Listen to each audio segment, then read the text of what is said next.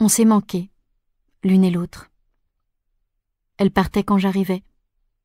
J'étreignais du vent, un souffle ardent qui ne m'était pas destiné. L'amour que je croyais tenir, tout à moi, me fuyait dans un battement d'ailes.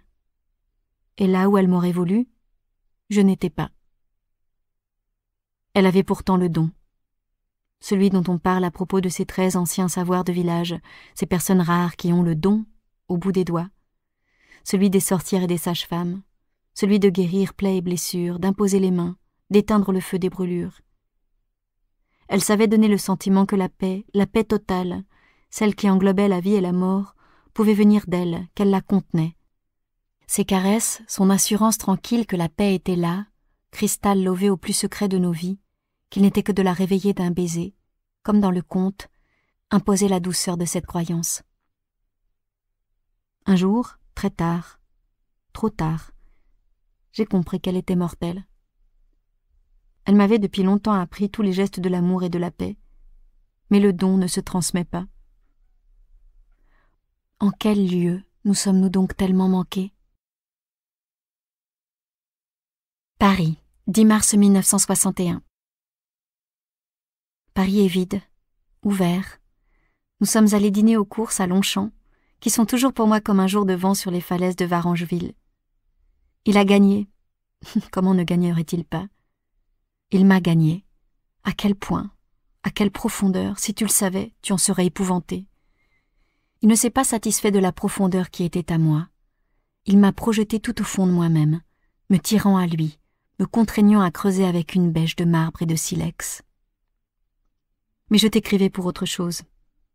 Par grande puissance d'amour qui est partout, et pour toi, pour t'entourer de soins et de tendresse. Je voudrais être 1 million de fois plus intelligente pour démêler chaque buisson de ronces qui parfois t'attrape en plein vol, meilleure, plus constante, pour être là quand une amitié est nécessaire. Maintenant, écoute ce que dit mon gentil Aléout, indien des îles Aléoutiennes, quand il se lève, toujours à l'aube, car celui qui devance le soleil vivra très très vieux. Il se tourne vers l'aube, respire, regarde et dit « Je ne dors pas, je suis vivant ».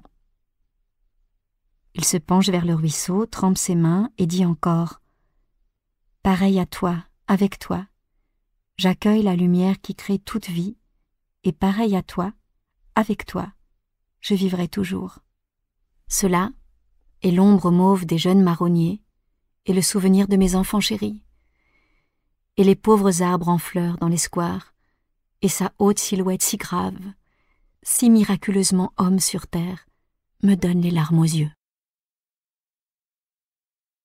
Je revois ces derniers instants, ce jeudi après-midi de septembre, où nous étions de part et d'autre de son lit, lui tenant la main alors qu'elle était dans l'égarement, à bout de souffle.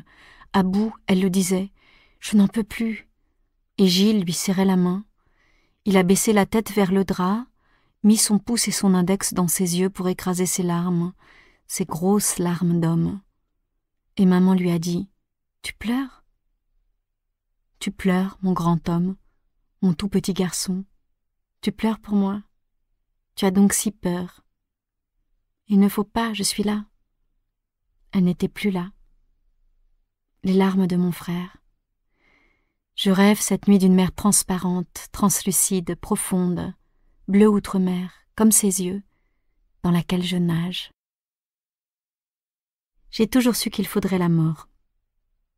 Enfant, je pensais que celle de René Char me rendrait ma mère. Il y avait dans leur amour quelque chose d'irrémédiable comme la mort. La mort était en jeu. Je ne savais ni comment, ni où, ni surtout l'exprimer. Et puis c'était trop tôt, j'étais trop jeune. Mais ce savoir traversait mes peurs, et mes peurs étaient liées à cet amour-là. Petite fille, j'ai souhaité ardemment, de façon constante, qu'il disparaisse. Prier tous les dieux du ciel et de la terre, fabriquer et piquer d'aiguilles des poupées de chiffon pour qu'il meure.